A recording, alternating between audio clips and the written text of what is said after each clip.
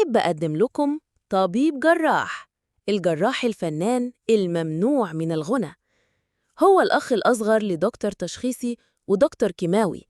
كان نفسه يبقى فنان، مغني يقلد جورج وسوف أو ممثل زي مصطفى قمر، بس والده شدد عليه إنه لازم يكون دكتور زي إخواته.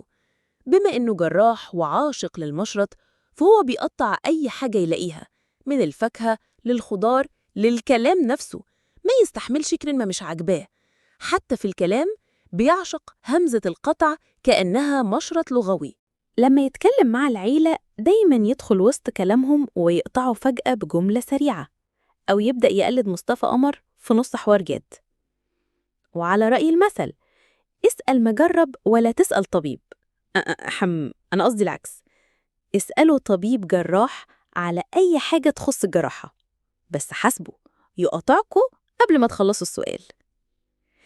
شاهد الحلقة الكاملة للكلام عن الجراحة ودورها كعلاج للسرطان في أول تعليق.